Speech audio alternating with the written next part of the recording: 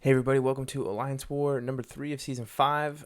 This one's versus my old alliance, the Skrulls. I think they changed their name. They're not Skrull Empire anymore. It's Skrull Andromeda. And also there is another thing. I don't have layovers for the first two nodes I'm going to take because I just don't have time. I have to record a podcast tonight about Aegon and the champion. And so I've never fought this node 5 with my new layout, so I haven't done it before. But here's something very, very cool. The game is out. You're going to see the placement here. It's a saber tooth, and this is routinely Corvus bait. Now, Corvus Glaive probably can take this node, but it's quite difficult for him because it's enhanced regeneration. And the mutant charge makes Corvus users, want to bring in their Corvus, right? But it turns out that it's quite tricky for him. So I brought in Phoenix, and I am going to show you something that Phoenix can do that Corvus can't do. So that's pretty cool, I think. So what Phoenix does to reduce the regeneration, he is regenerating more damage than I actually do, but the debuffs that I'm putting on him with in the form of the the incinerates. Those are going to reduce the regeneration down to 0% because of the Despair Mastery that I have. I have that at 3 out of 3 right now as part of my current build because I'm using Phoenix in Alliance War. And it is pretty dang strong. I just melted that Sabertooth. That was super easy for me. So pretty fun to see something. We've gotten Corvus. We've gotten a 565 Corvus on that node before. We've gotten a kill, and so that's pretty cool. Anyway, so that's one node. This node is node number 14. I actually do have the layover for this, so it's just the physical resistance one. But it is a Hela, and I think I've seen Hela on here before. So Hela from Relic. It's actually a long fight. I'm taking in Sentry because because it is the safe option, I'd say. I do get clipped by specials every once in a while when I'm playing like crazy, just like right there. And the Indestructible is quite nice to have on nodes like this when you don't have a debuff on you, like the Power Lock. And if you make a mistake, well, Sentry's pretty forgiving.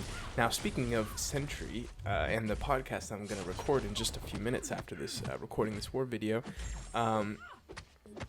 holy moly, he's getting some really nice synergies with the new champions. If you bring in the champion as in the new champion, Aegon, and Sentry, your Sentry is going to hit, in my opinion, like a truck. He is going to be so beastly in Alliance War. I really think these synergies are great for Sentry. On top of that, I think the two new champions look amazing in and of themselves without synergies. So overall, great month. Looking forward to it. Let's get back to the fight. I am 51 hits in and only 60% of the way through. This fight is going on a little bit longer than I thought it was going to, but I did get hit, I think twice already. I might have missed when I was rambling on about Sentry's new synergies. I cannot believe he got a unique synergy. Finally, I know other champions are long overdue, but so is Sentry. So can't get off that topic, can I? So there I am, there I go. I got clipped again. I knew I got clipped twice. Throw that special 2 that does absolutely no damage. That's not Sentry's fault. It's the RNG's fault for not critting. Hela has a ridiculously high level of physical resistance the lower she gets. So if you don't crit, you're doing very little damage. And the reason that the special 1 does damage when it doesn't crit is because it's energy damage, not physical damage. And that is the long and short of it. So one more special 1 does the trick on that Hela, and we can get into the real path here. Just noticed there's like an X by that 4th champion's name there. I wonder, I can actually look it up real quick in my spreadsheet here while you guys are watching the preparation. I think the 4th champion's supposed to be Nightcrawler. No, is it? Oh, it is supposed to be Nightcrawler or Sentry.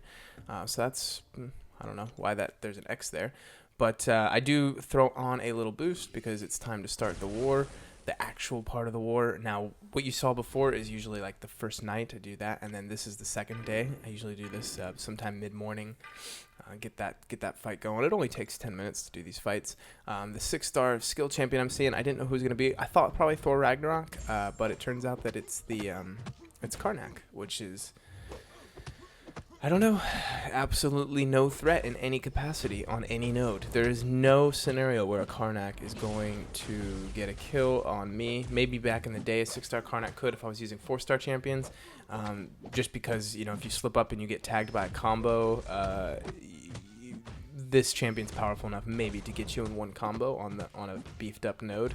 But even if I slip up on this node, I still can probably eat about 10 to 15 hits from this Karnak without dying. So I'd really have to be out of my mind to die on this fight. So here we go. Excuse me. One more special one does the trick, and I'm already up to 4 reality warps. So this is pretty interesting. The next thing going on here, we're moving up to this, is that there's a Mystic Champion, and which no persistent charges. That threw me really off. And then I see a 565 Dormammu in the profile, and I'm just thinking, holy moly, they placed Dormammu. I look around, is there a Dormammu?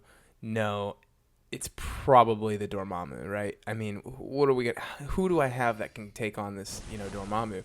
None of my champions are villains. I'm not gaining power no matter what on this node. The Dormammu is going to gain power. So I make a decision. I only have one 565 on this team, and he's got class advantage versus a Mystic. So I say, you know what? I'm probably gonna have some degen damage.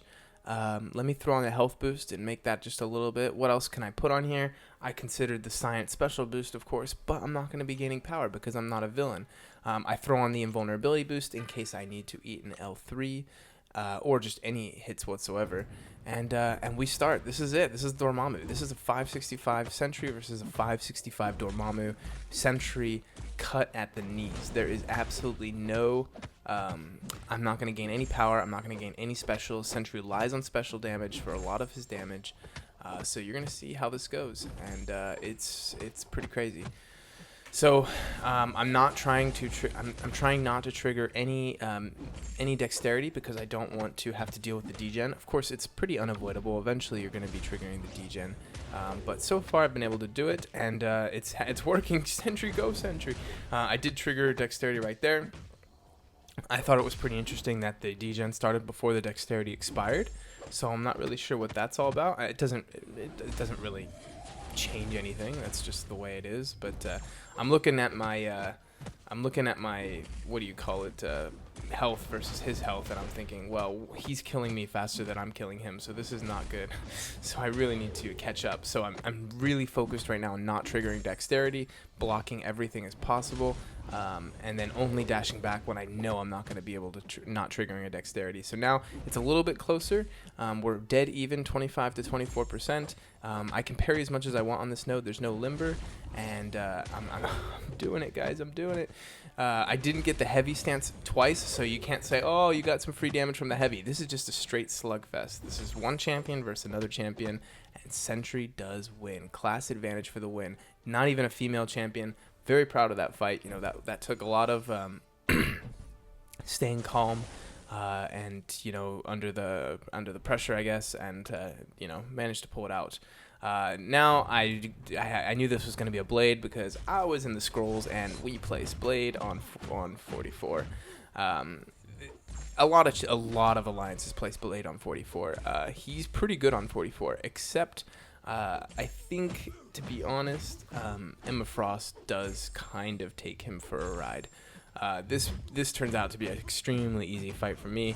The reason Blade's good on 44 is that he gains power from bleed, and since Emma Frost is bleed immune, I don't have to deal with that. And he will also gain, if you bring in people like Iceman, Ice Armor will feed the Spite, which will make him almost stun immune, and just becomes really tricky. But Emma Frost negates all of that, and it becomes one of the easiest fights I've ever had on that node. So that's pretty cool. I was very happy to see how she handled what I consider one of the better defenders on that node. So we move on to node 55, and it's somebody new, somebody interesting, a Hulk Ragnarok. Excellent placement, I think. This is he's a tricky one. I really hate fighting Hulk Ragnarok. I sat here. My whole plan this war before I got to that Dormammu was to fight Sentry versus this Hulk Ragnarok because I often slip up versus Hulk, and I thought the indestructible would save me. And so That was the whole plan. And then I thought, you know what? Screw that. I cannot be using those potions. I could, but I decided to go in with Emma Frost. And, I just got out of a really good fight with her, and she's definitely got the damage. She's not... she's pretty safe. I don't have her sig ability high enough to be ultra safe. It's only at 20. But she is fairly safe, right? And I don't know. I was just feeling okay. I'm better than I used to be at dealing with the smash attack mechanic, and I knew that all I had to do is keep my calm, bait heavies, and I'd be able to get some pretty good specials out. He actually blocks that one because of him smashing. He goes into smash mode and goes unstoppable, and you're able to block if you go unstoppable. That was annoying. I'm in the corner here. That's not cool. I need to get out of my corner. I probably should have used a special attack there. I should have used special one maybe. This guy, I've noticed in general, the AI, they're hitting a lot into the block these days, and it is not fun. Now, with Hulk Ragnarok, you 100% cannot punish his heavy if he's smashing. If he's got that yellow buff, do not punish his heavy. There is no scenario in which you will succeed, unless potentially Captain America World War II has a thing, but yeah, do not go for it. So now I have to bait a special 2. I got one special 2 off that crit on both hits. Emma Frost's crit rate with the prowess is pretty high, so you do get some pretty good. Your specials crit more often than not, kind of reminiscent of Scarlet Witch's specials. They crit more often than not. So look, he's got the gray smash icon, so his next hit is going to be a smash. So watch this. This is what you do. You wait for it. He's coming in to charge. There it is. It's the smash, and now it goes away. So basically, you're safe to punish, but I didn't punish there because there were too many buffs, and I couldn't see what was going on in the heat of the moment. If you can't tell what's going on, best not, because this guy will eat you alive if you attack into him. He's unstoppable. That's the one thing that you just can't let happen. And you can notice, like, the block proficiency in diamond form is really high, and I'm doing really well by taking most of my block damage while I'm in diamond form. It's not really a choice yet. I don't think I have that much control, but it went okay for me. So that was it. Skrulls beat us, but I will say this. Good word to you guys, by the way, over at Skrulls. If any of you guys still watch my videos, that was really fun. Probably the most fun I've had in Alliance War in a while.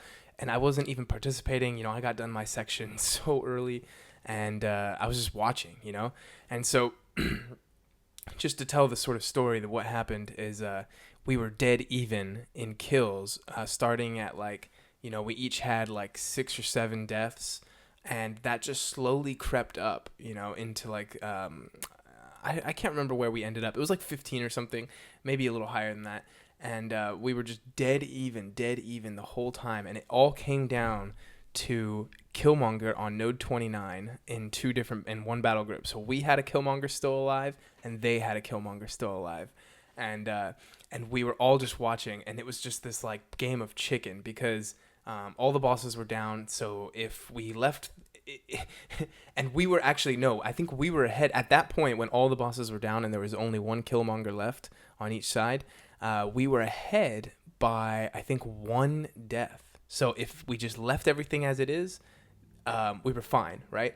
So I think the Alliance leaders were going crazy psychologically, and what happened was I think we tried to fake them out, and it actually worked. Skrulls went in and died a few times to our Killmonger, and got him pretty low on 29, and then we were really ahead, and the Killmonger was still alive, and so we went in to fake them out, and then we lost a death. We took a death to that Killmonger as well, to ours, and so then we were 1 above, I think, at that point.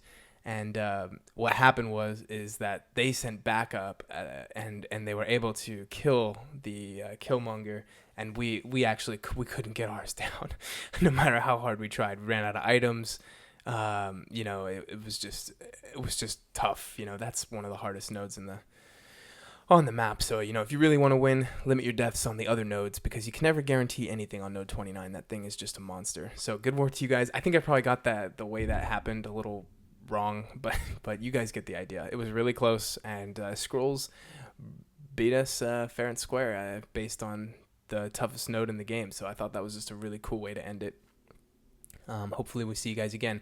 It made us happy because we know Skrulls are Master Alliance, and we hung with them, and we were there. I mean, we were very close to winning. So yeah, it just kind of made us pretty happy. I mean, pretty proud. I'll end it there, and I'm gonna go record this podcast, and so we will see you soon. Hopefully I can get this one uploaded. I'll probably upload it maybe while I'm podcasting, see if I can multitask. But anyway, guys, take care. Have a great day.